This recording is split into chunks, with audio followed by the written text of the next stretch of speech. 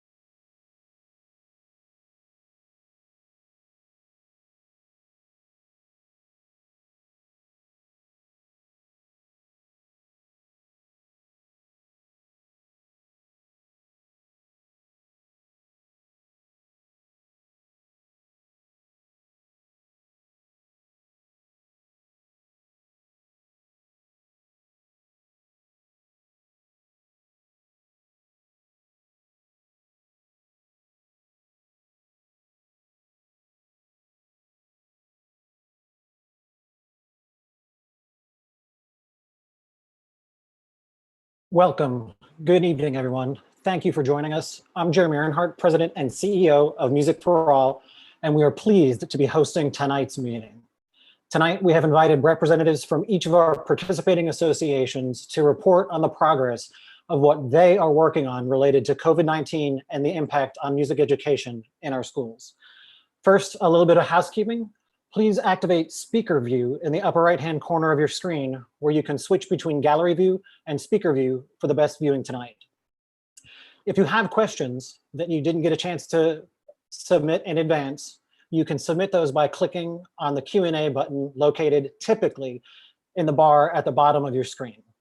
This session is being recorded and will be available for viewing later at education.musicforall.org. Our panelists tonight, from the American Bandmasters Association, Jay Gephardt. From the American String Teachers Association, Brenda Brenner, past president, and William LaRue Jones, past president. From the College Band Directors National Association, Mark Speed, president, Barry Hauser, chair of the current Athletic Bands Committee, and Robert Ambrose, vice president. From the National Band Association, Scott Tobias, president, and Rebecca Phillips, president-elect. From the National Federation of State High School Associations, James Weaver, director of Performing Arts and Sports. And our panel of composers led by Robert W. Smith, Brian Balmages, Stephen Bryant, John Mackey, and Alex Shapiro. I want to acknowledge, in moving quite quickly to produce this webinar, that groups were left out. We recognize that, and we will work to do better in the future.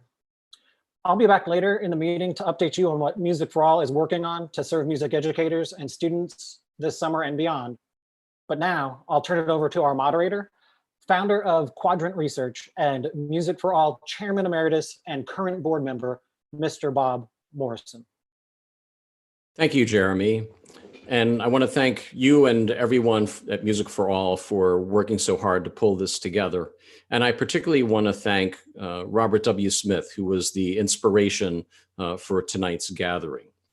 Now, I don't know about you, but I'm tired of hearing about the new normal because, you know, this is not normal. There's nothing normal about it, not for our students, not for our parents, not for our teachers, not for our administrators, not for anyone. And we cannot pretend that it will be normal when we return to our schools. We must come face to face with this new reality and prepare plans for how we intend to open our schools and what music and arts education will look like. Now, I come at this not only as a music advocate, but also as a sitting school board member and as a board member of the New Jersey School Boards Association. I'm at the tables where these discussions are taking place. And as a result, I've come to realize that this pandemic is really a two-headed monster. The first head of the monster is a fiscal crisis, which was discussed at length last week at the NAM-NAFME webinar. The second head is a public health crisis, which is largely where we will focus our attention today. So what will influence how our schools will open? Well, for clues, let's look at how our businesses are opening. Social distancing, limited occupancy, masks. And also we need to think about how our students are operating and Maslow's hierarchy of needs. Because the reality is that the health and safety and wellness of our students, families, educators, and staff must be a priority. Actually, they must be the priority when it comes to opening our schools. And to make our schools safe, these are the things that our administrators are having to deal with. These common health themes include things like temperature checks and personal protective equipment, whether or not our students are going to be wearing masks. Social distancing, and what does that mean for class sizes? How about busing or our school schedules? Testing and contact tracing. Single classrooms, many that we've heard about are 10 students and a single teacher. The elimination of resources or the elimination of recess and limited or no physical education or assemblies or mass gatherings. No parents or visitors in the building, cleaning our buildings multiple times a day, improving the ventilation and airflow, focus on hand washing and sanitizer and proper hygiene, student counseling, mental health and mindfulness, and infection return protocols. All of this, and we haven't even mentioned what's being taught. So as a result of this, some major themes have occurred that we have to prepare for. These things include multiple strategies for in-person teaching, blended learning and in-person and online only. So where we're together, or it's synchronous or asynchronous, we've got to consider combination of these strategies on how to deliver meaningful music instruction in this environment. And we have to be prepared for another shutdown, because there very well could be one in the fall. And we have to have a continuity of instruction in place to be sure that we can move quickly from being together to being apart. And beyond the major themes, there are some major concerns that folks will use this crisis to promote other agendas. Things like narrowing the curriculum, or we've already heard about getting rid of school buildings. Why do we need buildings anymore? We can do this all online. Or targeting the arts, because we're going to have essential classes and those things that are less than essential. And of course, the issues of the long-term budget implications. But as we've puzzled through all of this, some major key messages have come forward. And these are things I think that all of us need to keep in mind. First, we have a long history of establishing what our student expectations are. We have a long history of standards and understanding what students should know and be able to do that are codified in state standards, in state code that have been approved by our departments of education and our state's boards of education going back decades. We've already established what quality education looks like. Our learning expectations should not change. How we deliver instruction, that will change. And actually, we've been doing that for the past 2 months. Excellent arts instruction has been occurring as we've been in the midst of this pandemic, as our teachers have been working from their homes, delivering instruction in unique and meaningful ways. But we also know that social emotional learning must be front and center of any of our efforts as we prepare to come back into school. Now, for those of you sitting in the back of the classroom tonight, let me say that a little louder. Social emotional learning must be front and center. As a matter of fact, a report was just released by CASEL, who is the national organization, the leading voice for social emotional learning in this country, that notes that every student in the United States, when they come back into our schools, will have suffered some sort of loss, either major, real, big, personal loss, a person in their life, or a loss of something important to them because they've been locked away, because they've been at home, because they've missed out on important personal and educational milestones. The arts must play a central role, and music must play a central role in their healing. But to do so, we have to do it with intention. So what we have to do here is really think about it, that we need to change the how, not the what. The how is how we deliver instruction. The what are the educational expectations that we already have in place. So when you're meeting with your administrators and your leaders, focus them on changing the how and not the what. And that's really the focus of our presentation today. To help us understand the process of changing the how, we've brought together many leaders from some of our top national instrumental associations. And to kick us off, I'd like to welcome from the American Bandmasters Association, Jay Gephardt. Jay?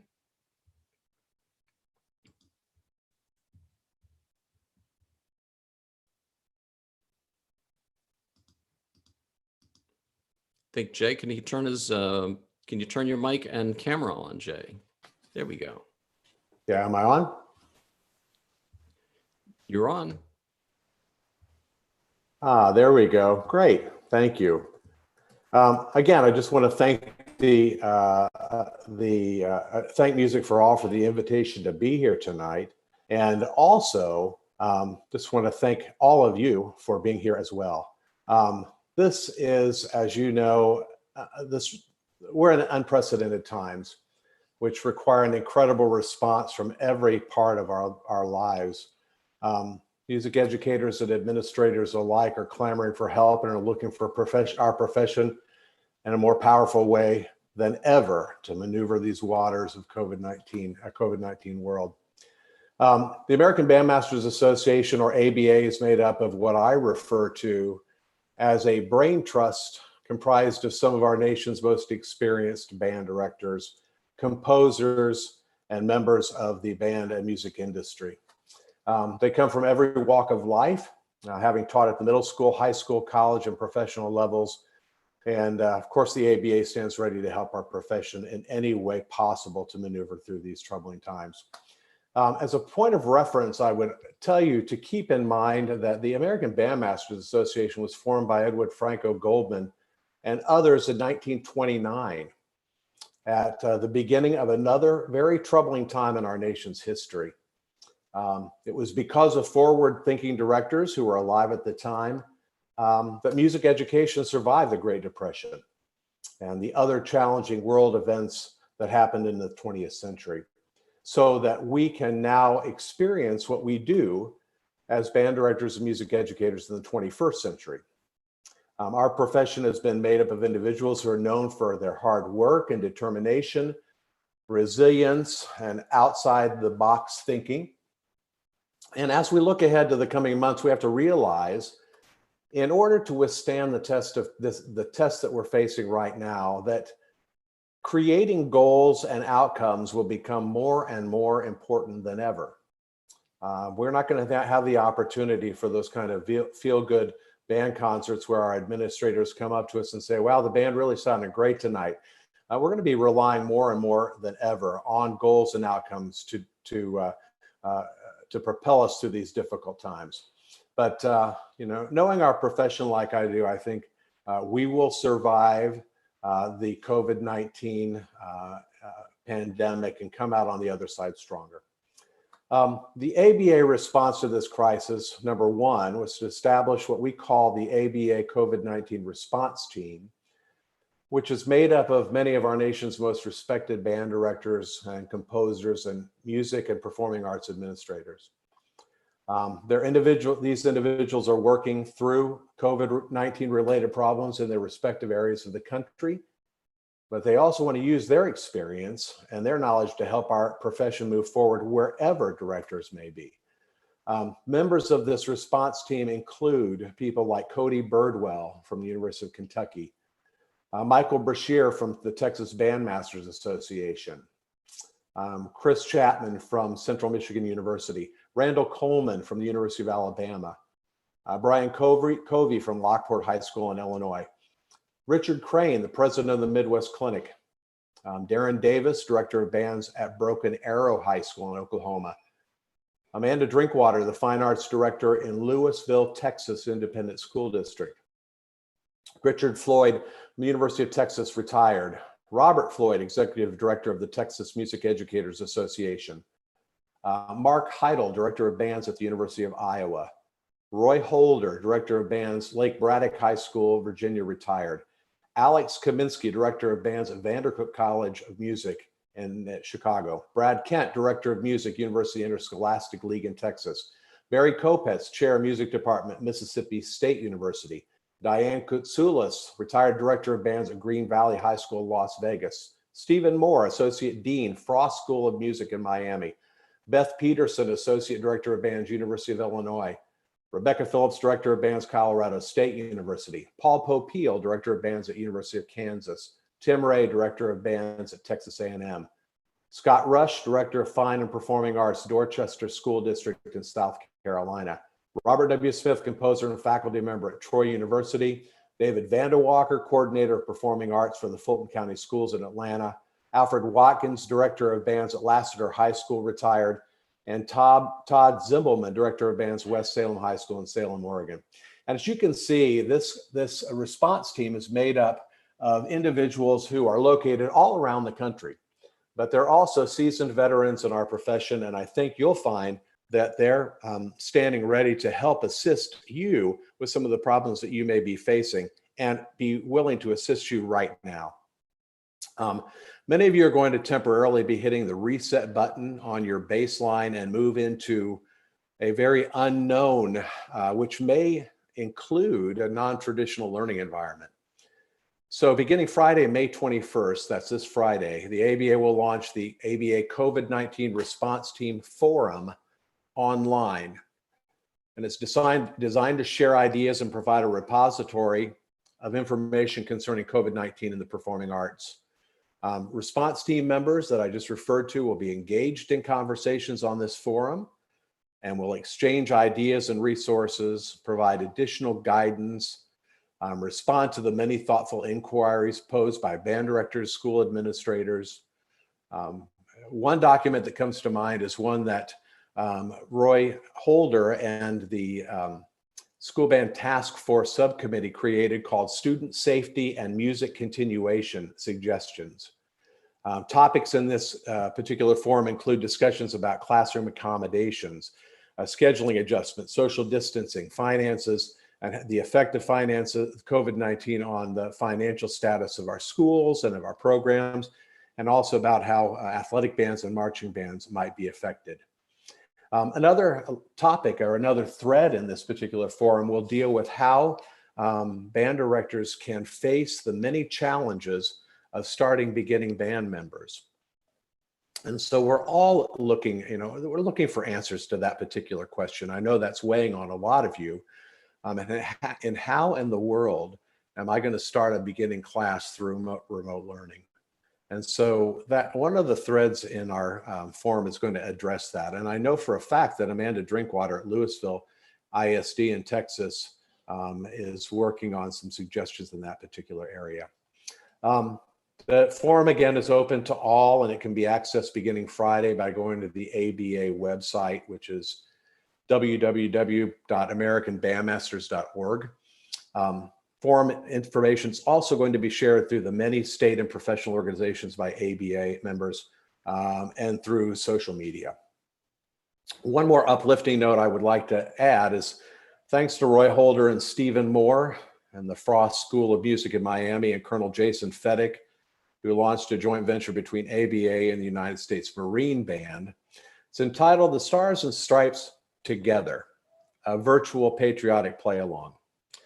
The event will be held Wednesday, May 27th, and more information is available again on the ABA website, or you can go to YouTube and just type in Stars and Stripes Together, and it'll come up with the link there. So that information will be available to you. But this is in an effort to knowing that, we've all seen the virtual band performances throughout the country. In fact, at Purdue University, we had one of those to end our annual awards program. They're everywhere, but this gives students the opportunity to come together and experience something like this with the members of the United States Marine Band, and Colonel Feddick, of course, is leading the charge there. So we're really excited about this particular program. Great. Well, thank you very much for that, Jay. So what I'd like to do is, and particularly for the audience, one of the top questions that we received in advance of tonight's session was concern over how to start students. How do they select instruments when you're not together? What about teaching them how to put the instruments together? How might they learn to get the best sound when you aren't there? And so I think it's important to know that we'll have these master educators on your response team, like you said, like Amanda Drinkwater and others, who will be able to help address those questions right now for our educators, because I know they're weighing heavily on their mind. So, and again, that'll be available to them on starting Friday. That is correct, beginning Friday.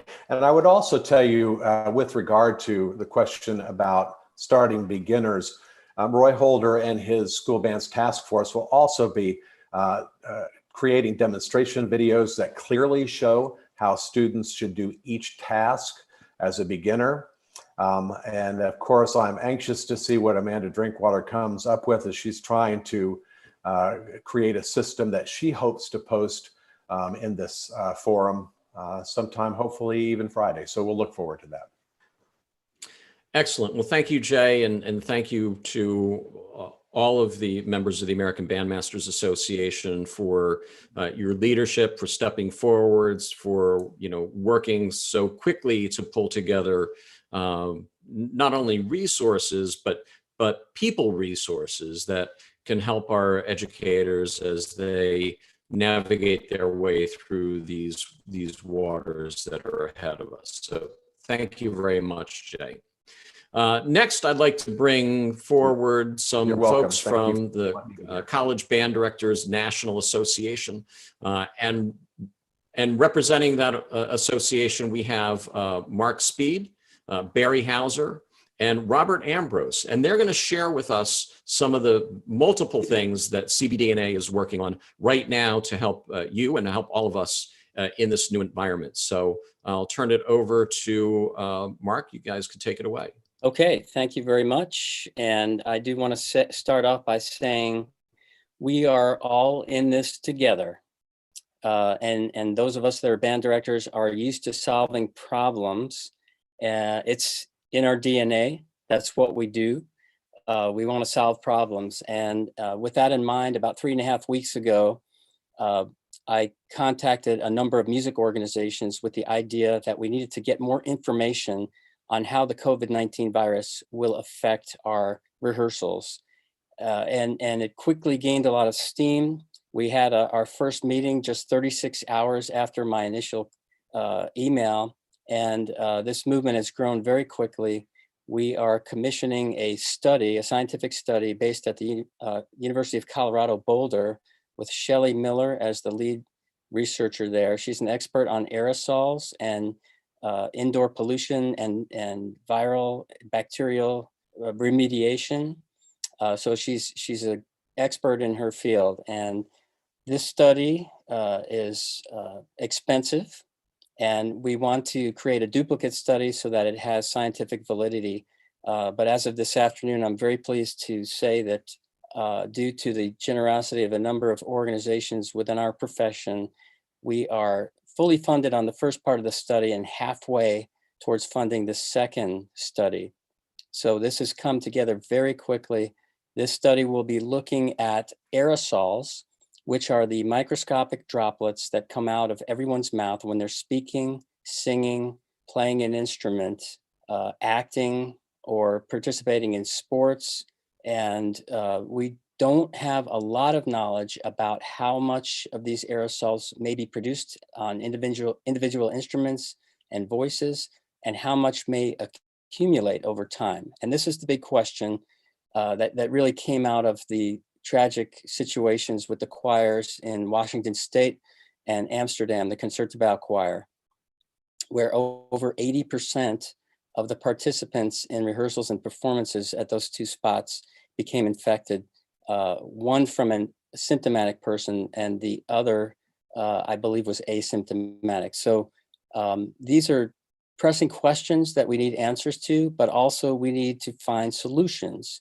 And so part of these studies will be to find mitigations for these aerosols that may accumulate in the rehearsal room. And this is why so many of our folks are recommending, fewer people in a room, in an indoor space, larger social distancing, especially for music situations. And we are hard at work on behalf of all musicians. This coalition that came together very quickly spans the world right now. So trust me when I say we are working diligently on everyone's behalf. So that's one part of what CBDNA is up to right now. For the next part, about the same time, we formed a COVID-19 response committee within CBDNA, and I asked Robert Ambrose from Georgia State University to chair that committee. And I'd like to ask Robert to join us now and give us a report on that committee's work. Thank you so much, Mark. Good evening, ladies and gentlemen. I'm here, as Mark said, this evening representing the College Band Directors National Association, and specifically our organization's COVID-19 Response Committee, of which I'm the chair. Our committee was formed in April to address the impact of the pandemic on concert ensemble experience. And I want to begin by acknowledging the members of the committee, who are Christopher Bianco from Western Washington University, Jason Kasler, Arizona State, Shelby Chipman, Florida A&M, Cynthia Johnston Turner, University of Georgia, Jerry Junkin, University of Texas at Austin, Alan McMurray, University of Colorado, retired, Tanya Mitchell Sprodlin, Penn State University, Gerard Morris, University of Puget Sound, composer Alex Shapiro, Mallory Thompson from Northwestern University, and Emily Trinan from the University of Minnesota. The COVID-19 Response Committee was charged with creating a document to help band directors navigate our return to school in the fall and beyond. I'd like to highlight just a few of the things that will be contained in this document, which should be released this week. Number one, a strong advocacy statement for the continued inclusion of large ensembles and links to other similar advocacy statements. Number two, instructional models and sample assignments for a variety of scenarios with which we may be faced in the fall, including completely online instruction, instruction with reduced numbers, and blended scenarios.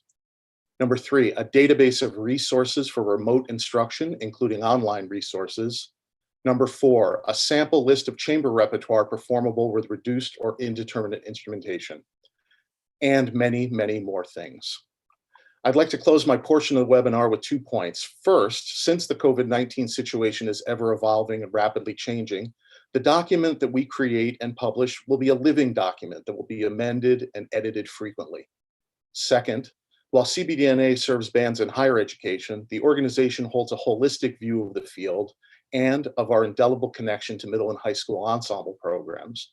We will make all of our findings, our document, and all of our resources available to the public, and we hope that they might be of assistance to our elementary and secondary school peers. It's my pleasure now to introduce my colleague, Barry Hauser from the University of Illinois, who is chair of the CBDNA Athletic Bands Committee and will speak about their work relative to the pandemic. Barry?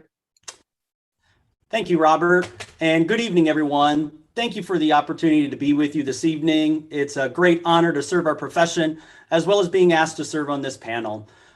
Everyone on this panel, as you can imagine, we're all in this for the right reasons. And ultimately, we want to keep music education alive and well in every classroom and rehearsal hall across our country and certainly the world. I would like to acknowledge our committee, the Athletic Band Committee, who's been working fervently to put some of our initiatives together, which I'll share with you here in just a moment. I'd like to thank Casey Goodwin from the University of New Hampshire, Caroline Hand from Ball State University, Brooke Johnson from Miami University, Kelvin Jones, Louisiana State University, Amy Knops, University of Missouri, Gregory Martin, Westchester University, Brad McDavid, University of Washington, Betsy McCann, University of Minnesota, Daniel McDonald, Northwestern State University, Corey Sperlin, Auburn University, and Gary Westbrook, Tarleton State University.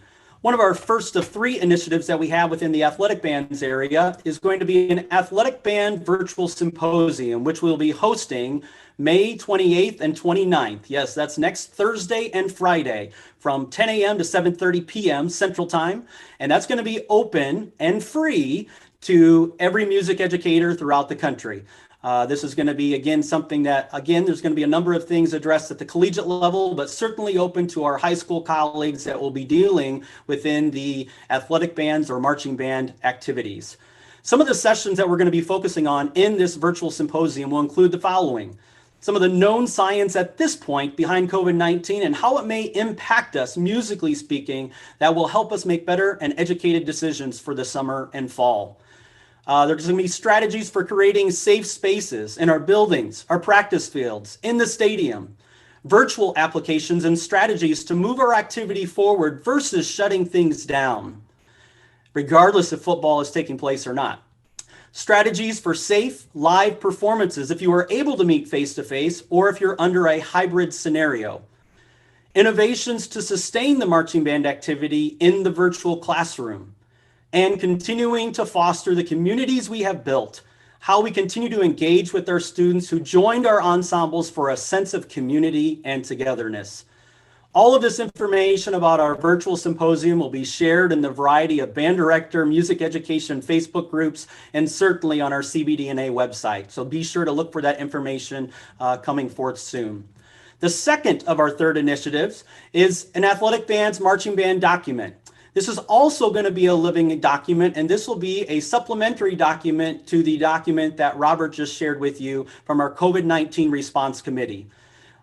This is going to include 6 scenarios, and primarily why we're looking at 6 scenarios is because if football or other athletics will be involved or not. And then there will be options for each scenario with resources and strategies based on having football or no football, or again, a hybrid scenario. We're going to continue to add resources based on best practices shared with all of you tuning in and certainly others throughout the country with regard to the marching band activities. And the third and final initiative that we're going to share with you this evening is entitled Together as One, One Nation. In June 2020, a no-cost, fully arranged, designed, and choreographed marching band show will be released by some of our most creative and amazing minds in the marching band activity. Again, this show is going to be available for free to any school or any director needing a field show. More details are going to be made available, but a tremendous thanks to Varsity Performing Arts in partnership with the National Federation of State High School Associations, along with other partners, United Sound, NAFME, DCI, and CBDNA. Stay tuned for further details, and we thank you again for your time. And please know, those tuning in, you're not alone. We're all in this together, and we must rely on each other to get through this. We must remain positive, and we must continue to march on. Thank you for your time. Great. Thank you very much, Mark, Barry, and Robert. And I think one of the things that's important for our folks to take away, and Robert, I believe you mentioned that the report is going to be released later this week for our educators, that they'll have access to the information regarding the instructional models, the database of resources for remote instruction, and your advocacy statements. Is that correct? Excellent. That's right. We're shooting. Okay, everyone. We're Shooting for Thursday. Okay, excellent. Well, thank you all very, very much. Next, I'd like to move on to our friends from the National Band Association. And joining us from there, we have Scott Tobias and Rebecca Phillips. Thank you, Bob. We, like our colleagues before, would like to say how much we appreciate being included tonight and being a part of this. And thank you to Music for All for organizing this event. To start, I thought I would just share a quick personal experience I think we can all relate to in recent times. Last week, I was approached by a member of our administration asking what our plans and options might be for our ensembles in the fall. And I did what we always hate to have people do in education. That is, I answered the question with a question. I said, what exactly are our parameters that we're working with? Meaning, will there be limits to class sizes? Do we have to wear masks? What restrictions might be in place regarding facilities and so forth? And of course, the response that I received back was, we don't know, or we don't know yet.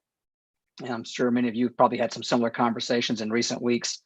For most of us in our profession, if you're like me, if we have parameters, we know that we have X number of students in this facility for X amount of time to perform X amount of music, then we're fairly adept at creating plans and making adjustments. But without those parameters, it can be extremely difficult to plan. It's much like trying to hit a moving target that's invisible. So in an effort to help, the National Band Association, much like our colleagues before, will also be contributing funds toward research to gather some scientific information, facts, and evidence with three main focuses. First, we're hoping that the research will allow us to know what's going on, and also will allow us to share with administrations what is actually permissible to do, what is actually safe to do, and what's possible to do, so that we are not reacting too quickly based on anecdotal evidence that says we can't do this. Secondly, we want to use that data to formulate guidelines and parameters, mitigation strategies that we can share, that can be used by music educators to create or adapt plans for live music instruction, which we know is so important. And then third, based on those parameters and strategies, we want to be able to share suggestions on curricular options and offerings that can be used in the classroom. Now, naturally, this is not going to be a one-size-fits-all solution. We all across the country have different resources, different facilities, varying demographics with which we work. And so instead of trying to focus on providing the answer or this is what you do, we're going to focus on developing guidelines and frameworks that can then be used by directors and teachers to customize instruction that fits your individual needs. At this point, I'm going to turn it over to Dr. Rebecca Phillips, and she is going to discuss research plans and upcoming timelines. Dr. Phillips. Thank you, Scott. And thank you, Jeremy and Music for All, for hosting this gathering this evening. We're excited to be able to be here and talk to you about various ideas that will hopefully help our profession. I have been asked to specifically talk about another research project that has been started. It's another one that hopefully will help us find not just information about the aerosols, but solutions for mitigating so that we can return to as normal of a setting as possible, depending on the outcomes. So this evening, I'm going to talk to you a little bit about a research study that's been started at Colorado State University by Dr. Dan Goebel and the School of Music, Theater, and Dance. So specifically, the research problem started or the problem that we wanted to present to the research folks started when we realized in the School of Music, Theater, and Dance that having activities with more than 3 or 4 people in a room might not be possible under the current Colorado health laws. And so we decided to see if we had resources on the campus to actually look into some studies. Colorado State is a very unique environment because the Center for Disease Control of the West, the counterpart to the one in Atlanta, is in Fort Collins. And Colorado State University is very much a STEM school. And with that, it does have a vibrant arts program, but it provided us an opportunity to find some amazing researchers and facilities that would be able to help us hopefully present some options for research. We approached them about 5 weeks ago and have been working on putting together something that would answer the following questions. Understanding aerosol release and distance traveled during heavy breathing, movement, vocalization, singing and acting, and playing a range of instruments. Identify solutions to reduce aerosol release and spread while artists can perform their craft, and develop guidance documents that can be used across a range of artistic disciplines. In keeping with so many of our organizations, it was important that we looked at all the performing arts. And it was important that we looked at all levels, from our primary schools and beginners all the way up to how it would affect professional players. This is going to be a robust research under the direction of Dr. John Volkins. He has been studying human aerosol emissions for over 20 years. That's his research specialty. He's leading the team. The facilities that they have at Colorado State University includes an incredible human emissions chamber. The only one equal to it is owned by the EPA, Environmental Protection Agency. So we're very excited about the opportunities.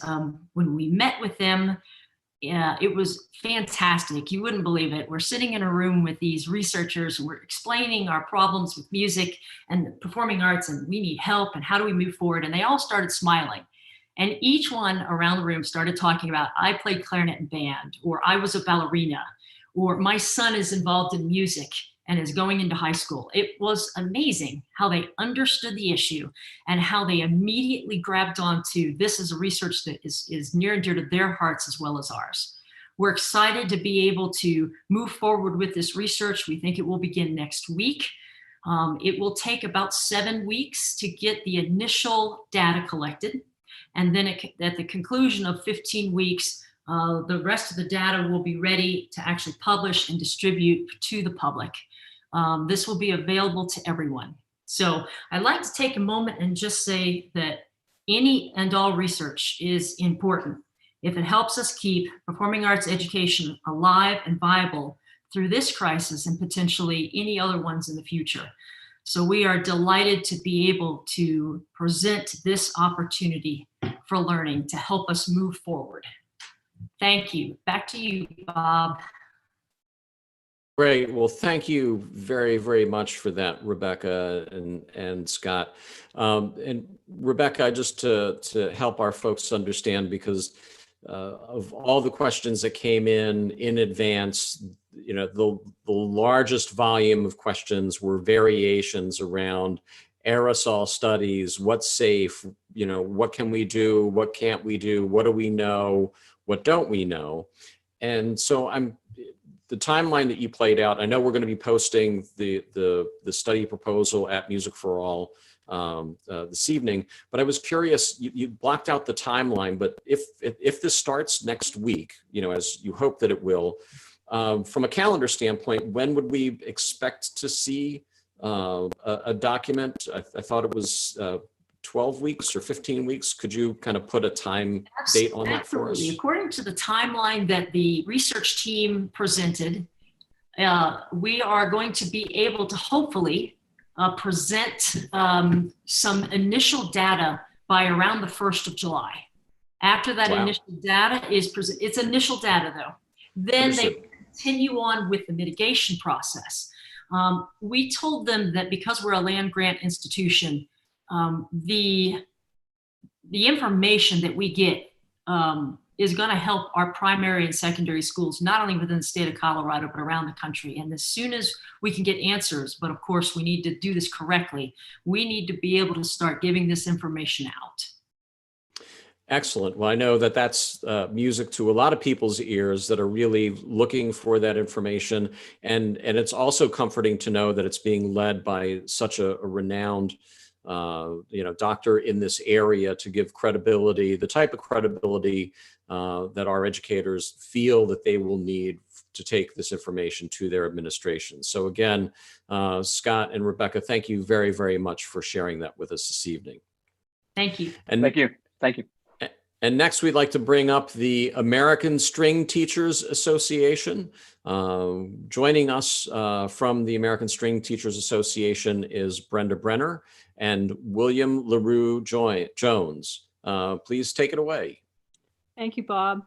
We really appreciate the invitation and the opportunity to participate in this panel with all of these good people. I'm Brenda Brenner. As Bob said, I have served on the ASTA Board of Directors for the past 6 years. William and I are going to split the remarks this evening. I'll focus my remarks mostly on what we've done thus far in response to the COVID crisis. First, we have a collection of curated resources on a dedicated COVID-19 link on our website at astastrings.org. It's basically serving as a one-stop resource that includes information from the CDC and the World Health Organization with updates that would apply specifically to string education. Included in this resource are ASTA partners such as Sage Publishing, which includes free access to the Association for College and University Educators online teaching toolkit. So some important things for our members to have access to. Secondly, we also on our website offer content and resources from our vendor partners. ASTA has about 120 partners. We have asked them, gone directly to them and asked them for their insights, articles, tips, and have given them space to share those resources with our community. We've also created a special listing for them focusing on their efforts in helping to solve this crisis for our music teachers. Third, we have articles on virtual teaching, instrument hygiene, and more. So some things that have been very popular are tools for teaching remotely, instrument cleaning tips, which I think especially for our lower string teachers, that's really important. And we continue to add to that whole article collection really on a daily basis. Finally, we have collaboration and expert advice through ASTA Connect, which is our online string community. Members are very active there since we've been in quarantine, sharing articles, sharing ideas about how they're solving these issues that they're facing in the studio and the classroom.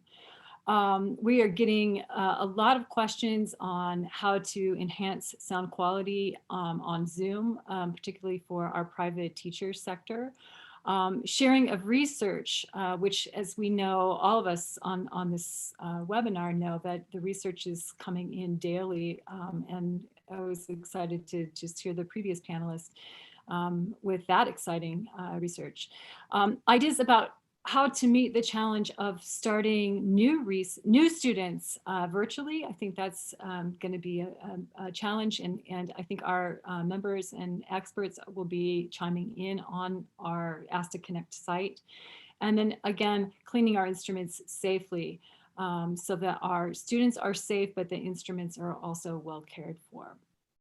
On our site, we have a lot of support for private teachers with helpful tips for their studios, resources for financial relief, and more.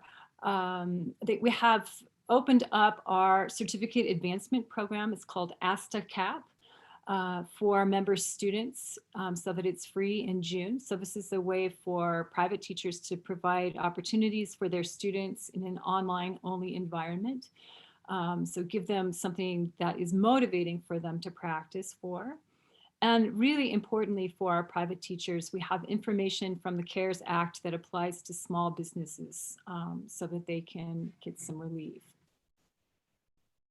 We have appreciated cooperating with other arts organizations and community building. I think especially in this environment where we are isolated, we find that it's more important than ever to reach out and build community virtually. So things like this webinar, we're a member of a large group of arts organizations that will have a unified statement that you'll hear more about, which is art education is essential. And then we have, again, building community on our website through our own member institutions. We have summer camp listings. We have quite a number of summer camps that are happening virtually. So this is accessible for teachers and students who are looking for programs that their students can participate in over the summer. So now I'll pass it to my colleague, William LaRue Jones, who will talk about initiatives that we're working on for the future.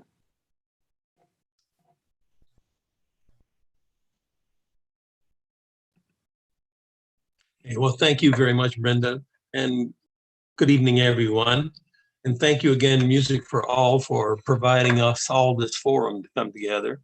I'm William LaRue Jones, and I just finished my 2-year term this past Friday as president of American String Teachers Association. What I'd like to actually kind of focus on is what are we preparing now and what is next for ASTA in support of our community. One of the things that Brenda mentioned was our ASTA Connect, which was launched actually right before all of the COVID-19 problems began. And it's members that are really assisting members with all kinds of real-time advice and counseling for whatever their issues may be. And it has been very helpful, I think, for all of our members during this particular time when everyone is pretty well isolated in the stay-at-home process of doing their teaching. One of the things that we have now initiated, we've launched an ASTA task force, much like I think Jay was talking about with the ABA, that will be focused on returning to school during COVID-19. It'll be led by our incoming president-elect, Rebecca McLeod, who's at the University of North Carolina in Greensboro. We've put together a group of experts that will be meeting to develop the guides for string educators for the classroom return. For those that are, whether it's classroom or whether it's studio, this guide will hopefully be completed and be presented by mid-June. That's our goal.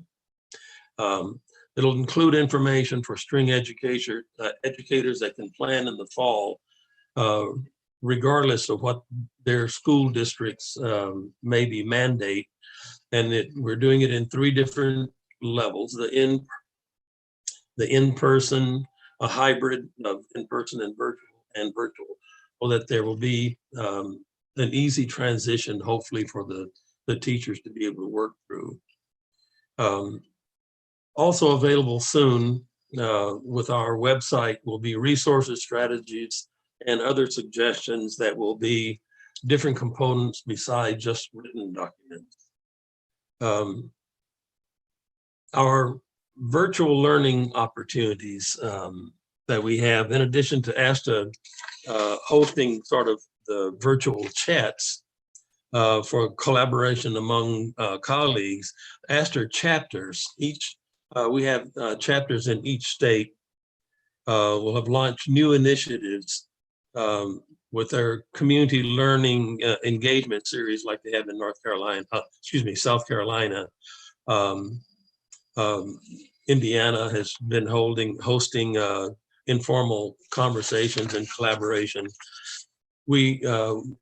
All of our resources and suggestions then are going to be available online by mid-June in our suggestion.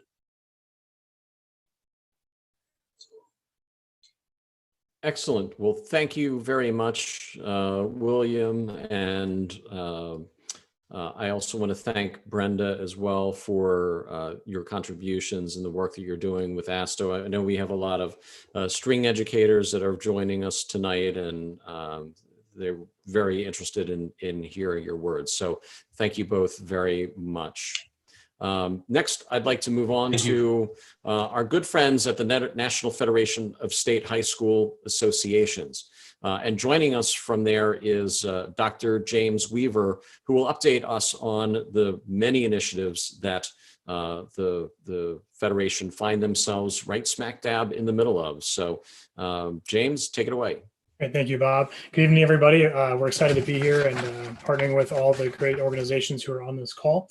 A couple of things I want to go through today is just some real practical things. One of them we put out with NAFME and NAM back in about 2-3 weeks ago. We put out instrument cleaning guidelines for orchestra and band. And what's good about it is we went through and worked with the CDC and the FDA on how long everything exists on different surfaces. So for example, in brass, we're talking 5 days, wood up to 4 days, plastic 3 days, strings would be 3 days, and then cork up to 2 days.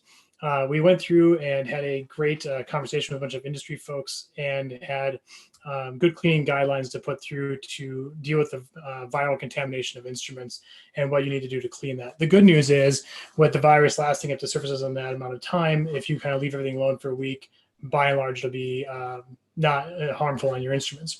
So we went on our guidelines. You can find that at the NFHS music page, and I can get a link for that here later on. And what we really did was really focus on what the general cleaning guidelines are and how they are impacted with the virus. And so the good news for us is general cleaning typically takes care of most of it with your soap and waters. We do have guides that you can send to your parents and students on proper ways to clean. Also, we do recommend that if you're going to have instruments that are in your school and are going to be distributed out over the summer, or there's other things going on, a basic Lysol spray down of cases before you touch or open anything.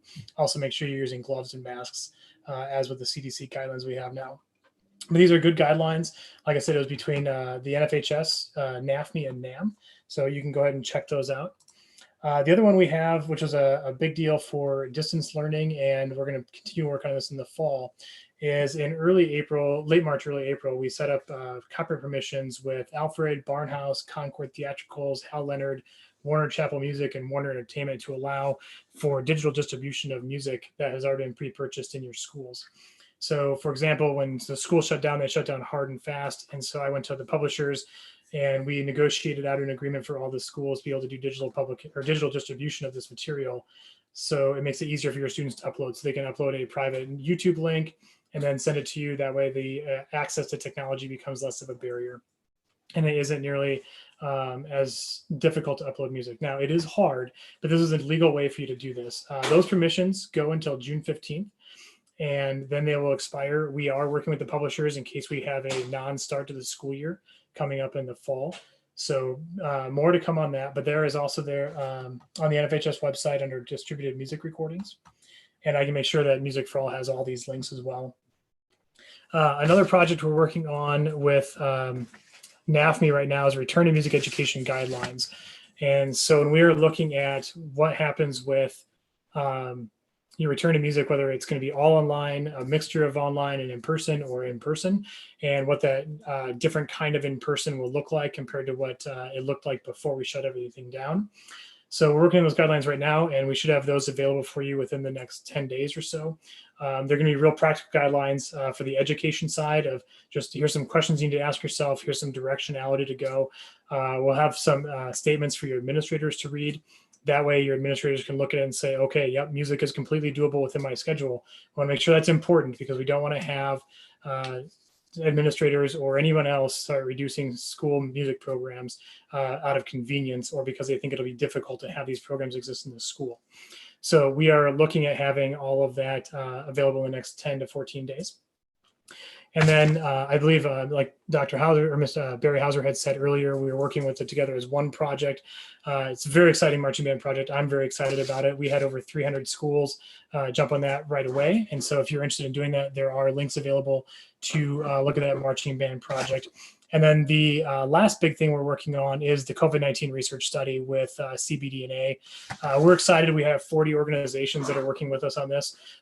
So similar to the one that was described earlier, it's going to be really looking at mitigation techniques, how much aerosol disbursement is out there. We're hoping by mid-June to have some good results so we can share with everybody. Hold on. I was just reading a comment here about instrument cleaning, so I'll address that in a moment. So we're really excited about that research. Like Mark had said, we're about 75% there for funding, so we're ready to get started next week. It's going to be something that we're very excited and proud of, looking at an international contribution there. There was a comment that was put in the Q&A about it's not safe to assume that instruments are safe. That is true. It's not safe to assume that. However, we do know that the virus only lasts for so long on different surfaces. And so as long as it has gone through a certain level of surfaces and has not been touched, that's the big part about you need to remember. So if it's just got in your band room, your orchestra room, or there's equipment in your choir room and no one's been in that room for a week, you're able to go through some just normal disinfectant areas. Remember that when we talk about instrument cleaning, we can't necessarily talk about instrument sterilization because as soon as it's exposed to air or someone touches it, it's no longer considered sterile. So you really want to just look at the disinfectant programs in there. On the instrument cleaning guidelines we do have an FDA list of approved cleaners for that. I would recommend if you're using a string instrument, be very careful about putting any sort of cleaners on the wood. Only use those approved cleaners. So I would contact your string shop, your local string shop, and ask them if you're unsure what kind of cleaners can be used on the wood. Your fingerboard and strings are a little bit different because they're unfinished, but anything that has finished wood, including your woodwind instruments that have finished wood, be very careful about what you put on there for cleaners. So there is that. So like I said, we have a lot of good projects going on. We're working with a lot of different organizations, and I will take any questions at the end that Bob, you might have for us, but I think I got us back on time too, so. Sure. Well, thanks, James. And that was, that was great. I think that the work that's being done on the returning recommendation guidelines, really kind of the practical tips, will be very, very valuable. Also, we made reference earlier, and we'll talk about it again, the unified statement that Asta referenced that's coming out from both national arts organizations as well as music organizations, again, as the, kind of a unified advocacy piece talking about what's happening. But one of the things that has come up that people have talked about, and I don't know if this is being covered in any of the research, but putting up plastic partitions between instrumentalists, is that being looked at? Is that a thing? Do you think it's a thing? Have you heard of that? So, because the airlines are talking about that, right? They're putting up the plexiglass partitions between the airline seats. So we're looking at a variety of different mitigation techniques. So what happens with covering the bells of instruments? What do you do? Can you put a plexiglass shield, sound abatement shield between instruments, in front of instruments to kind of spread that? And so that's something that the aerosol labs are really going to have to take a look at with how the aerosol is distributed and then what mitigation techniques can really be practical for one, and then what can have the most effective mitigation technique. One thing that's very much being looked at is what airflow does. Does that create moving the virus out of the air faster? And there's a lot of HVAC things that are being explored. I watched there's a National Association of School Physical Plants meeting that was online, like at 2:00 in the morning. So if you're bored, you can go watch that. But it's very fascinating with what they're talking about with return to school and what they're doing with the physical plants and air returns to the HVAC systems. So there are a lot of different directions that we're looking at going as far as mitigation techniques, everything from airflow to masks to sound abatement shields to what do you do for coverings? Can you actually, would the bell covering of a tuba actually reduce the amount of aerosols coming out of the bell part of the tuba?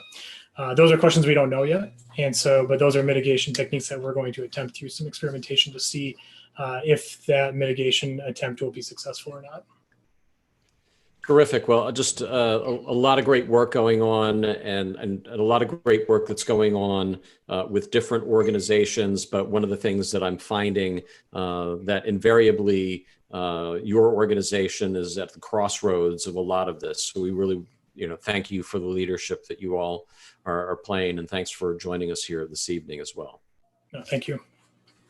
All right. So next up is probably the reason why lots of you have tuned in this evening is we've got this fantastic composers panel that was, again, inspired by Robert Smith, who really has inspired this entire project. But there's been a lot of questions regarding what's going to happen with literature that may be available for alternative ensembles that we might have, and alternative distribution or alternative instrumentation or unique instrumentation. And so Robert mentioned that he and a bunch of his colleagues and friends have been talking about it. So he's decided that he would invite them all here this evening. So Robert W. Smith is going to lead our composer panel, which includes Brian Balmages, Stephen Bryant, John Mackey, and Alex Shapiro. Robert, take it away. Well, thank you, Bob, and good evening to all. I come to you tonight as a composer, a publisher, and a teacher. As a teacher, I've been working through the American Bandmasters Association and the High School Directors National Association to help create teaching resources for our instrumental programs across America. I've been collaborating with colleagues in the CBD and MB assist in making very crucial and needed connections to bring these incredibly valuable research studies to our collective world. Very important. As a composer and publisher, I'm here tonight to let you know and to assure you that we are writing and publishing materials now for use in 2021 and beyond that includes all types of literature, flexible instrumentation settings. And by the way, those are like works that you would know, working on chamber ensembles of all types, working on quartets, trios, duo solos, the various scenarios that would be really important as we move forward. I've major music education publishers regarding their current plans underway the coming academic year. Companies such as Hal Leonard, C.L. Barnhouse, Alfred, FJH Music, Excelsia, and others who definitively have material in process. Some are already in their many of them are already in their catalogs, but they have materials available for use in our instrumental classrooms for the fall. In addition, composers from across our entire educational spectrum are coming together and participating in creative consortiums to develop artistic materials for our collective use in this changing time and beyond. I've got a dear friend and colleague that's involved in one very productive consortium, and that friend and colleague is Mr. Brian Balmages. Brian, would you share just a little bit about some of the consortium work that you're working on with some of our colleagues here tonight? Sure. So I should start by saying, we recognize that all of you directors are going to need literature that's going to be useful in a variety of situations going forward, whether we're talking about young students or college musicians, ensembles of 20 to ensembles of 5. And while the actual ensembles we conduct may look different, it's important that we realize the musical engagement and connection with those ensembles always has to remain the same. a lot of folks are wondering basically what in the world can I program even in the fall? And how do I inspire my students when that's all changing? So with this in mind, a group of composers and conductors did come together to collaborate, share creative ideas, inspire a new way of highly adaptable repertoire. This group, which is called the Creative Repertoire Initiative, includes Robert Ambrose, who you've heard from, Michael Doherty, Jennifer Jolly, Alan McMurray, Peter Meakin, Omar Thomas, Frank DeKelly, Eric Whitaker, and fellow composer panelists that are here, Stephen Bryant, John Mackey, Alex Shapiro, and myself. And we're uniting to create and inspire adaptable music for ensembles in the wake of this pandemic. It's important to note for everybody, we do not view this group as exclusionary at all. We certainly want to create new repertoire, but we also want to share these ideas with composers all over the world in hopes of encouraging many new pieces. Our meetings they've been amazing. They've been energizing, inspiring, incredibly creative. They've opened ways of exploring music that some of us have never considered before. And while the music that comes out of this initially may specifically address the current world climate, so many of these ideas will apply far beyond the current environment. Many of these pieces will start becoming available as early as July, 2 months from now, right? Or is that 3 months from now? However many months. What are examples? Large ensemble music that's been reimagined for adaptable small ensembles. In some cases, the addition of a simple piano part to provide ensemble support, chords written so that guitar players can play along, provide harmonic support. Music that allows students to participate in this is really cool, that allows students to participate in the development and pacing of a piece in real time. I know it sounds crazy, it's awesome. That's Frank. Opportunities to explore and make orchestration decisions as an ensemble, ways to flip your band, where tubas and low reeds may get to play the melody while soprano instruments learn about the function of the bass line, and music that can function at home, even when kids aren't in school. These are staggering options, and each one of us is taking our collective brainstorming sessions in a slightly different direction, which I think is even more exciting. We're creating material that engages musicians in a completely new, powerful way, while providing countless new opportunities to teach music. So my promise, do not be fearful of what repertoire will be available in the coming months. Be energized, be excited. I promise, and more details will be available in the coming weeks. I'm going to go ahead and pass it off to, I believe, to John Mackey, and then Steve Bryant, and then Robert. I think you're going to introduce Alex right after that. Great. Thanks, Brian. And thank you all for, I've never seen so many people in a Zoom session. This is, wow, you guys are bored. I've talked a bit about this on social media and in other forums about what a struggle this time has been for me. And I'm sure most, if not all of you, feel the same way, because if you're an artist, conductor, composer, musician, actor, teacher, dancer, chances are your job is also your identity. And you can't separate the two. And if you can't do your work, if you can't teach your students in person, you lose a sense of who you are. And that's where I was up until just about a week or two ago when we started these meetings that we're talking about. It's pretty dark for me for a while, but what the pandemic has really brought home to me is how essential it is for me as a composer to know that my music is reaching people, players and teachers in particular. I'm not a composer without, people. So, I need people to play the music.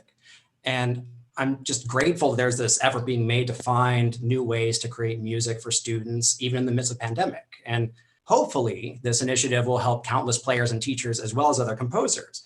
I'm aware of how engaging the music needs to be too, because, I think, when we want kids to come back, we want whatever they play this fall to still be fun enough that when this all clears out, when band goes back to normal, and we can have normal concerts again and wear pants with zippers or whatever, I want us to still, as students, to still feel engaged. So, I'm just excited to be making music again, frankly. And, I think it could be, it sounds kind of silly, but I think this could be like a golden age of creativity built out of necessity. And, whereas 2 weeks ago, I just felt totally lost, I think now, I feel excited. So, I hope, what we do can be helpful to everybody and to all of the composers as a community. And so, stay healthy. And I look forward to seeing you here at the Hilton Bar at Midwest whenever that happens again. So that's all. Thanks. That's great, John. I can't wait to hang with you there again. I think Brian summed up really well what this is so far. I wanted to address something kind of really concrete that's been exciting me. It's weird to say exciting, but my hope is that the directors and students will turn all this uncertainty, like, who's in the room? Which instruments do you have? How many do you have? And we don't know that. I can't wait for hard data just as much as all of you. But we have to create music that can adapt to that and actually turn it on its head so that maybe the students and give the students and teachers more agency and shaping the music, explore the music from a composer or arranger's perspective and make musical decisions, because you're going to have to day to day. It may be a different group of people every day. So how do you have continuity of this musical experience, this collective music making, and maybe deprioritize the polished final concert product and instead make it more of a lab experiment? Get them invested in musical decision making so that if you, like Brian said, flip the ensemble, have the tubas play the first part, the melody part, put the top instruments on the bass. Maybe it sounds horrible, but a perfect time to discuss why.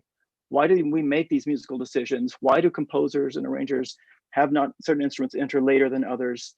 And get them really involved in understanding how the exact same group of notes played by different people in different octaves can totally change the musical journey and the emotional affect of it.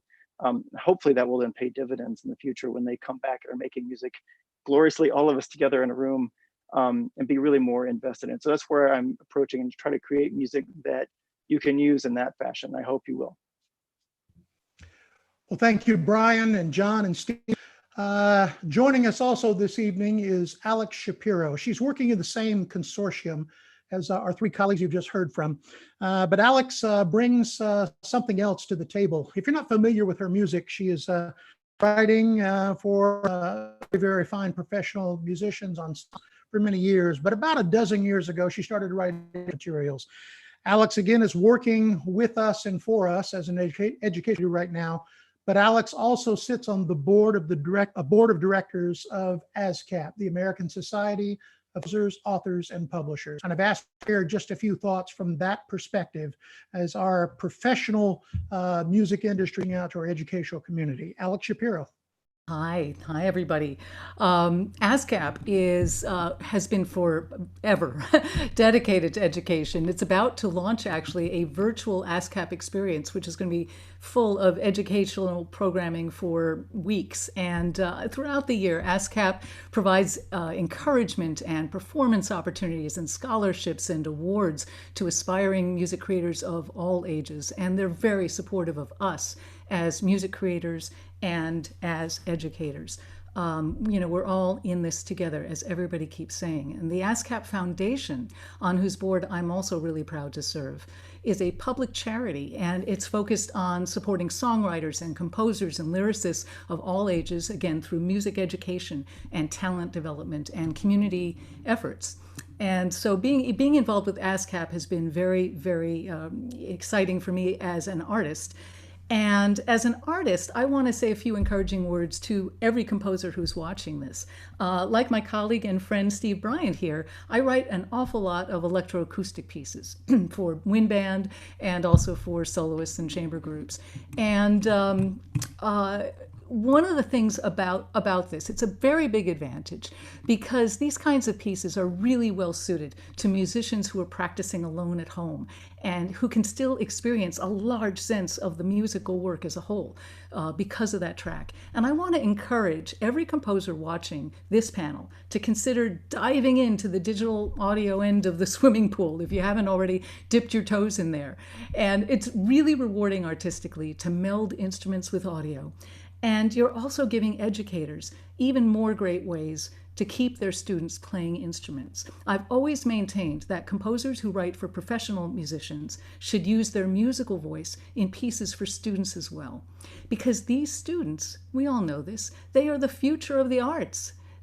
whether they become professional musicians themselves or more likely become our supportive audience members, it's our job to bring an affinity to music to them.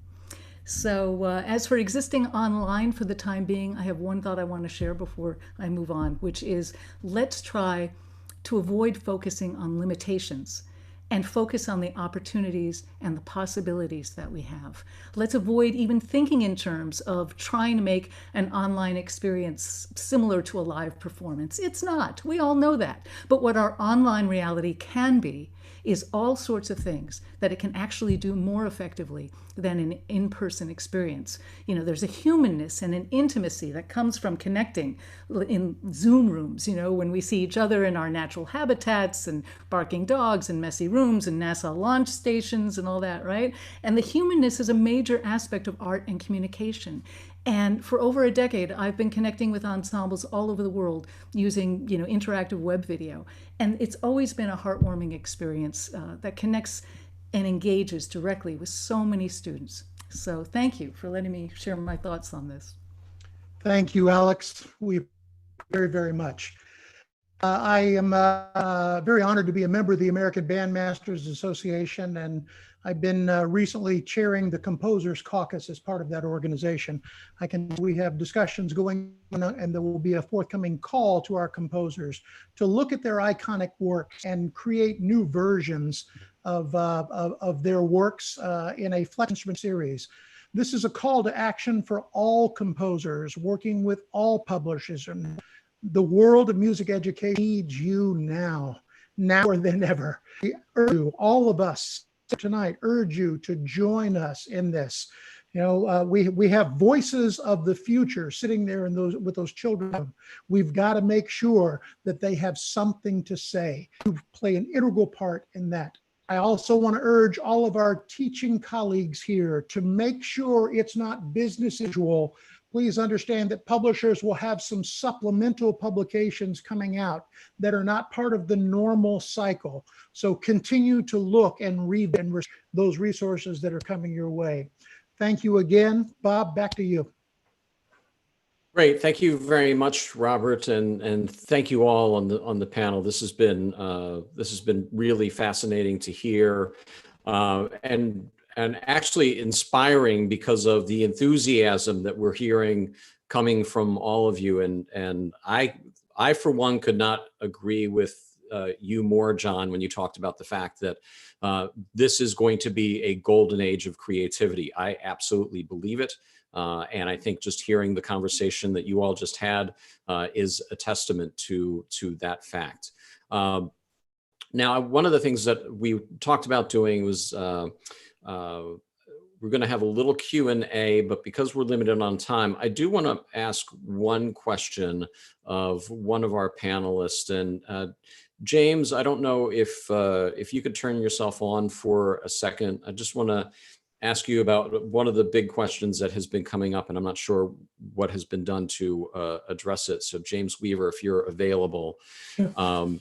The question that's been popping up is around the sharing of instruments. A lot of concerns about the sharing of not just wind instruments, but also stringed instruments, and particularly in some of our communities where it is required, where they don't have the ability for individual students to have their own instruments.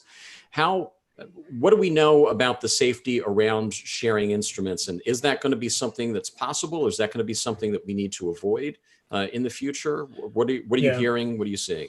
So I'm fully aware with what the concern is. I used to be an orchestra director myself, and we always had shared cellos and basses, right? That's the most common thing that you're going to be sharing in the string world. And then you have your larger brass instruments that will also be shared with people just bringing their own mouthpieces. So there's a couple of things that people really need to remember. I know in the athletic side of the world, and I don't want to get into the arts versus athletic stuff, but in all the athletic side of the world, everyone's being told to bring all their own equipment now. So no sharing of soccer balls, no sharing of footballs, no sharing of basketballs. They have to bring their own equipment and only use their own equipment at this current moment of time. If you translate that same guidance that's been putting out from like the USOPC, the US Olympic Committee, if you follow that same sort of train of thought, right? Because what's good for athletics is good for fine arts. What's good for fine arts is good for athletics. Follow the same line of thought. You should be only having your own equipment. That's not necessarily feasible in our world, right? I mean, you can only have so many basses, you can have so many cellos. So there's certain precautions that need to be taken. One is it depends on what capacity level your ensemble is going to be running at again. So you may actually have a time to disinfect instruments at the end of a day without sharing them throughout the middle of a day. That's going to be more ideal than having to try to disinfect them in between class periods. We all know that all of our teachers and directors are busy. They're not going to have time to do that. And students, I'll just call students how it is. And if there's any students on the call, I apologize, but they're not going to be careful enough to disinfect it properly as they're rushing from the end of class out the door. So sharing of instruments is going to become very difficult. One thing I would really recommend is having that conversation with your administration right away, and it's coming up with what is a disinfectant plan for all of my shared instruments. Because there's a couple things that are issues. One is the larger droplets that would fall on the instrument, especially in woodwind and brass instruments. You're spewing droplets into the instrument itself. So in order to get that to be shared, you're going to have to disinfect the instrument by doing a thorough cleaning of the instrument. That's not going to be possible on a daily basis, especially not possible in between class periods. On the string instrument side of things, it's a little simpler, but a lot of caution still needs to be taken care of there. Because we know that the virus can last for days on surfaces, you really want to be careful about trying to share instruments or any sort of equipment at all, including drumsticks. Any kind of equipment that you may be sharing that could be touched or with aerosol or larger droplets hitting those instruments. We just need to be very cautious on that. So that whole answer to come back to, you really need to think through what a shared instrument plan is going to look like. And you need to have that conversation with your administration on what the risk level of the appropriate and acceptable risk level will be for sharing of instruments. So I think there's some good news in there. So it's not just black or white. It's not binary, right. And that there are, depending on how classes are structured, depending on the scheduling, that there, given the opportunity to really sanitize the instruments, between days, that there may be some viability to that. But on smaller goods, bring your own. Right. Bring your own sticks. So excellent. Well, thank you for that. So the next thing that we want to do is we want to talk about what can you do right now?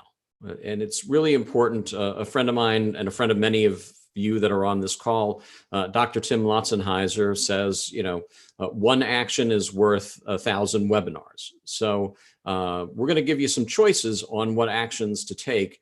And also point you to some more resources before we do a quick wrap up with our panelists. So the first thing that you need to do, and do it tomorrow or do it this week, but you must meet with your administrators now. And it's not a matter of because you have a plan, but it's to say, look, I'm volunteering to assist you with whatever plans we need to look at for how we're going to open our schools. And by the way, I've been spending a lot of time doing research, attending webinars, doing the reading, and our professional organizations are putting out a lot of guidance that we're going to be able to call upon as we begin to put our plans into place. So meet with them, let them know that you want to be part of the solution and that you're going to be able to bring solutions to the table when they're ready to talk about it. But don't wait for them to ask you in. Go knocking on the door now and say, hey, I want to be part of the solution working with you. Second thing, next Monday, NAFME will be releasing a unified statement that is signed by all the major arts organizations that can be used both at nationally, at the state and local level. There will be one for all of the arts, and then there's going to be a statement that specifically is addressing music education. So I would encourage you to be on the lookout for that. I know that Music for All is one of the signatories, and they'll be making it available on their website as well. The next thing you can do is you can support federal legislation to provide funding to states to support education. There's a bill that's available in Congress right now that is being debated, and Music for All will have a link on the website page that goes with this webinar where you'll be able to click on through, to the NAFME Action Center and be able to send your message to your congressional leaders, asking for them to support additional funding for the states that will help fund education to help us address that second head of the monster that I talked about earlier. Another thing to be aware of is that the CMA Foundation, our good friends at the Country Music Association and the CMA Foundation, are working on a messaging campaign that will be coming out in the next week or two, specifically to highlight the important role that music education plays in the development of our children. So this campaign is going to be targeted at administrators, at decision makers, and should be helpful in making the case about the important role that music plays now more than ever, given the fact that over the last 2 months, everybody has been surviving because of music. Everyone's been surviving because of the arts. And we need to use that message and reinforce that message that the very things that were nurturing to us when we were in our closed-in settings are the very things that our students are going to need when they come back to their school after being out of school for 6 months. Also on the Music for All website, you'll be able to learn more about social emotional learning. We didn't spend a lot of time on it this evening, but there's a lot going on, a lot of information, a lot of tools and materials that you can utilize to learn how to embed SEL into your practice. So I'd encourage you to go there. And also, there's a student movement that's being developed by the youth organization Unison, where they're looking to provide student voice to these efforts in our communities to make sure that the people that are going to be impacted the most by these decisions have the ability to have a say over what is happening. So for our band directors out there, you want to engage your student leaders in being active in support of your programs. Getting involved in the Student Voice Initiative will be very, very important. Again, links are available at musicforall.org. And now what I'd like to do is turn it over to Jeremy Earnhardt, the president and CEO of Music for All, to give you a few highlights of some things that they have coming up before we go to our panelists for some final comments. Jeremy? Thank you, Bob. Music for All's mission is to create, provide, and expand positively life-changing experiences through Music for All. As many of you know, Music for All was directly impacted by COVID-19 with the cancellation of our summer symposium and our national festival, decisions that had to be made in the interest of safety. We then immediately began work in March on new ways to serve music teachers and students. We launched a new arm of our website in March, education.musicforall.org, which has a wealth of free resources and videos. We'll be launching our free online summer sessions beginning June 1 and throughout the summer months. We're preparing a series of director online conversations. We will be presenting a series of online webinars for pre-service teachers whose student teaching experiences had been interrupted by the virus. We're also working on collaborations to bring content to teachers and educators in the range of scholastic settings that we may all be faced with at the start of the 2020-21 school year. We know that there are questions about the Bands of America Fall Championship Series. Music for All is constantly evaluating the situation based on new evidence that arrives continually and in real time. We continue to plan our scheduled Bands of America Championships and receive new registrations weekly. We are also preparing for alternative offerings in the fall to serve bands and educators who cannot participate in our traditional educational performance opportunities. You can expect to have more details about these opportunities soon, which will be available not only to bands currently enrolled in the 2020 Bands of America Championships, but those whose situations may preclude them from traveling to Bands of America events, but also any scholastic instrumental ensemble. And now back to Bob.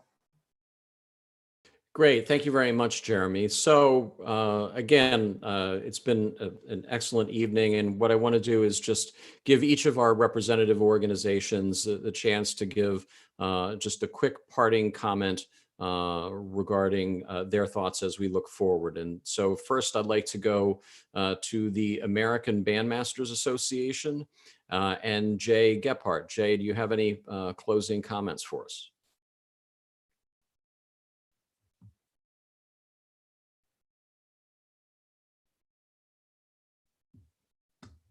There we go. I absolutely do have some closing comments, and I'll be brief. Several years ago, I interviewed Alfred Watkins for a session I was doing at the Midwest Clinic, and a statement that Alfred made to me has stuck with me ever since. We were talking about recruiting new band students into our program, and I know there's some anxiety about how you're going to continue recruiting, especially students who maybe don't have a great experience with their online learning. And the thing that Alfred told me that I think is really profound is that the students don't really care about what degree you have or your background or anything like that. Of course, they care about playing music, but the most important thing they care about is that their teachers really care about them and love them. And so that's your best recruitment as far as I'm concerned. We can talk about the artistic side of things and the activity, but these students want to know that they have a teacher in their school that really loves them and cares about them. And to me, that's the best recruitment you can possibly make. So, do your job in that area, and I think you'll see some really great results. Excellent. Thank you, Jay. That's fantastic. And from the National Band Association, I'd like to bring back Scott Tobias. Scott? Thank you, Bob. Students who I work with will tell you I'm big on quotes. I'm always putting a quote on our schedule for the week at the bottom. And one came to mind I thought we might kind of close with tonight. And it's a quote that's attributed to Helen Keller that says, a bend in the road is not the end of the road unless you fail to make the turn. And I think we all agree that the road ahead of us is going to continue to have some bends in the coming months. But as long as we keep turning with it and keep our focus on our destination, I'm certain it'll eventually straighten out again.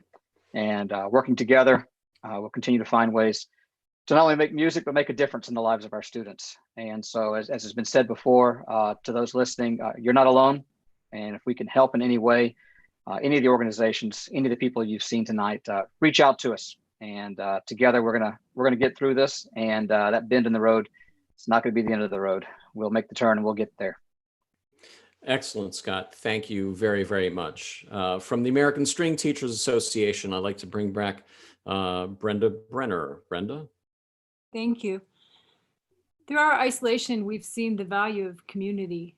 The world needs music now more than ever before for its healing powers and for its unique way of bringing us together, whether as performers or consumers.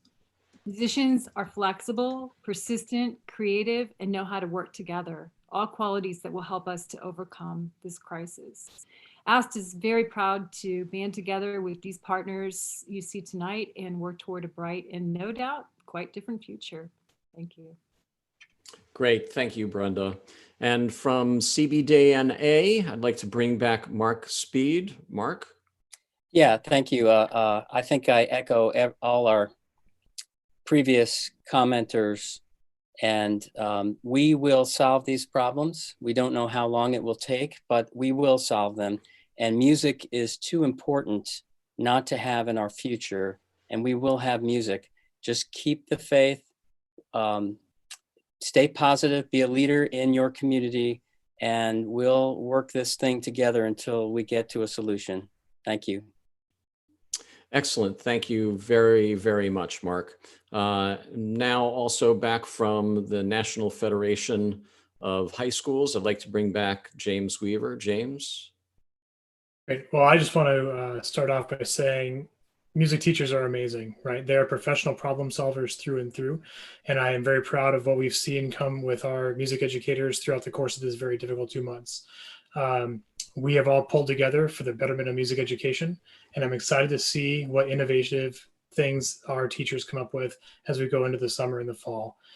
Keep posted. We're with you. We're ready to start doing all the work for you and keep solving those problems and making the students better through music. Excellent. Thank you, James. And Robert W. Smith. Well, colleague, again, thank you so much for joining us this evening. I think as music educators and an entire music education system, we must remind ourselves and we must remember that whenever and wherever humans have existed, so has music. Music is a part of our universal human condition. In this time of unprecedented chance is also unprecedented opportunity.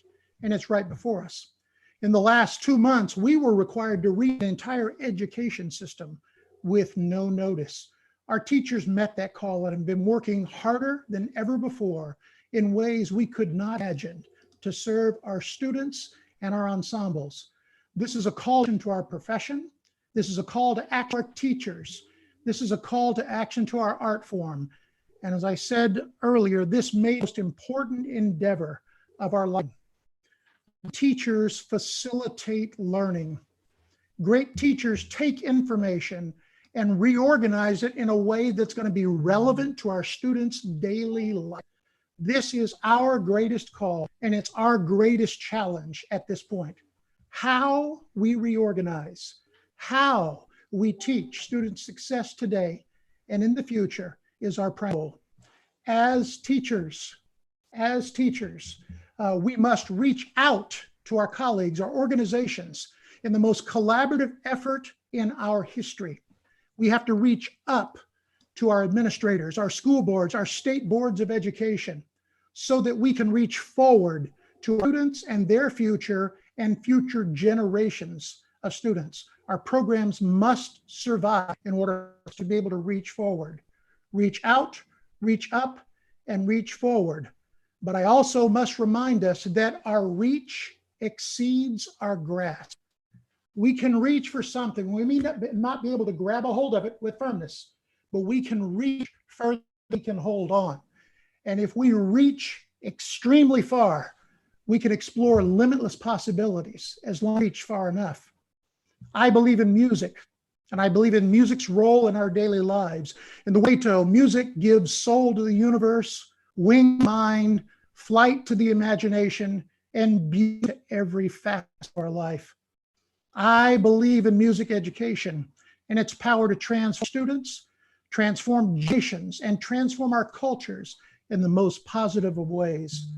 I believe in music educators, our teachers, directors, and conductors who have the power to facilitate change and make significant differences in the lives of our students and communities each and every day. Join me, join us, join all to ensure that our future is and our children have the promise of a better and musical tomorrow. My name is Robert W. Smith, and I am a teacher. Thank you for all you do in my life and the lives of the countless millions of students that are before us and in our classrooms. Teach well, my friends. Thank you very much, Robert. And first, I want to once again thank all of our panelists this evening, as well as everyone at Music for All for pulling this session together. And I hope everyone attending learned something new that you can use when you meet with your school administrators starting tomorrow. Now, my closing comment is this. Throughout our history, music advocacy has been part of our profession going back to the first music class in Boston, Massachusetts, nearly 200 years ago. And at every crisis moment and threats to our existence, the music community has always risen together as one. Whether it was the Great Depression and World War II, or Sputnik and the space race, the report A Nation at Risk, or the battle to make music and the arts a core subject, No Child Left Behind, or the Great Recession. And who can forget those old chestnuts of standardized testing and Common Core? Not only have we lived through it, not only have we survived, but we have thrived as a result. And so shall we now. I believe that we will not only survive this current crisis, but that it will be transformative to what John said earlier about this innovative period that we are now entering, and will result in the gift of music making for more students in more creative ways than ever before, than ever we could have imagined. It's not about what we can't do, it's about what we can do and what we will do. So as we work on our plans, it's up to us to create this new reality. And in so doing, make it a place where there truly is music for all. Thank you for joining us this evening. Stay safe, stay healthy, and have a good evening.